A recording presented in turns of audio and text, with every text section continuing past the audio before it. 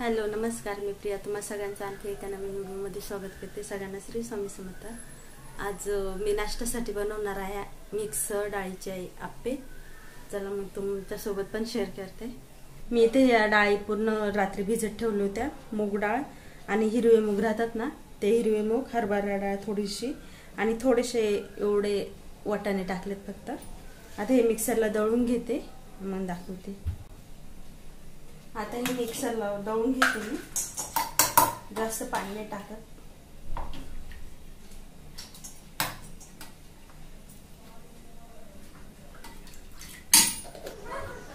हे एकदम असं बारीक वाटून घेतलं, मऊसूर. आता हे शेवटचं वाटण राहिलं नाही, याच्यामध्ये हिरवी मिरची आणि लसूण टाकते. कापून पण टाकू शकता, पण लहान मुलं असेल तर असं वाटूनच टाका, कारण आदू आहे त्याच्यामुळे मी असं मिक्सरला दळून टाकते. कारण दाताखाली येतात कापून टाकले ना. आणि थोडंसं जिरं टाकते. आदू आवाज कमी कर. आता याच्यामध्ये थोडासा रवा टाकून घेते मी.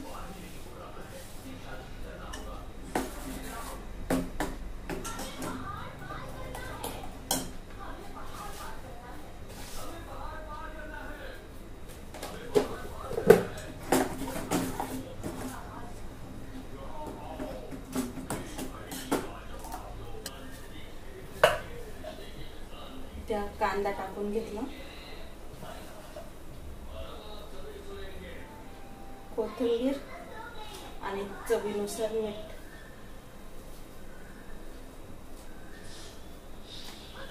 चांगलं मिक्स करून घेतलं.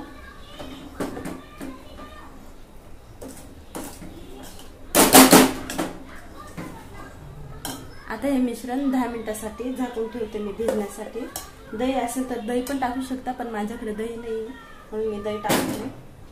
आता 10 मिनिटांनी मग बनवते. 10 मिनिटानंतर अर्धी मी इनोची पुडी टाकली त्यामध्ये, आणि वरतून थोडंसं पाणी टाकून चांगलं व्यवस्थित मिक्स करून घेतलं. इनो टाकल्यानंतर मी 5 मिनिटांसाठी तसंच ठेवलं हे मिश्रण.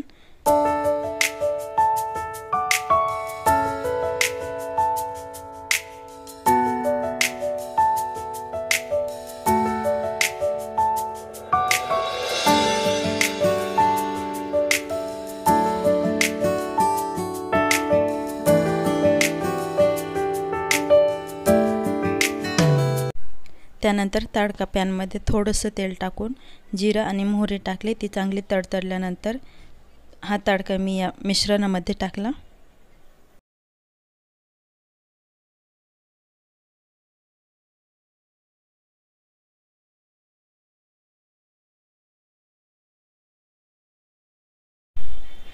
या मिश्रणामध्ये तडका टाकल्यानंतर पूर्ण मिक्स करून घ्यायचं व्यवस्थित.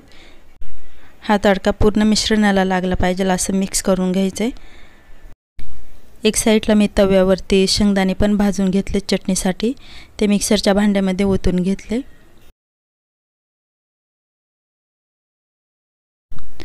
आप्यांचं भांडं व्यवस्थित गरम झाल्यानंतर त्यामध्ये थोडं तेल लावून घेतलं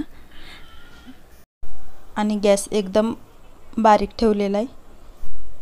त्यानंतर आप्याचं भांडं गरम झाल्यानंतर हे मिश्रण मी त्यामध्ये टाकून घेते. पहिलं बाजूने टाकायचं, मग मध्ये टाकायचं, कारण मध्ये पहिलं टाकलं तर मग मधले आप्पे पूर्ण जळून जातील यासाठी.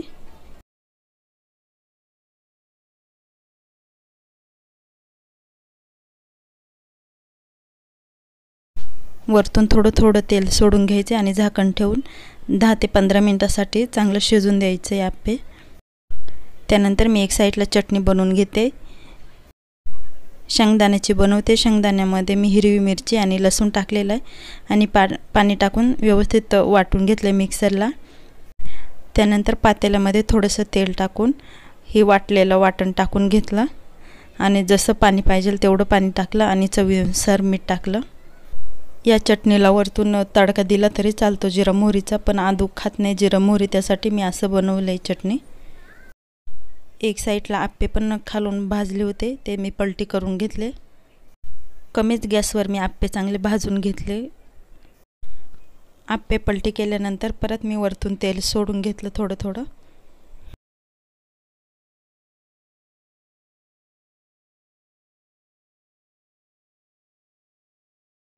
आणि हे आप्पे मिश्र डाळीचे असल्यामुळे खूप छान चवीला लागतात आणि पौष्टिक पण आहेत डाळीचे असल्यामुळे. फक्त डाळी घेताना मुगाची डाळ जास्त घ्यायची आणि बाकीच्या डाळी थोड्या थोड्या घ्यायच्या, म्हणजे चव छान येते.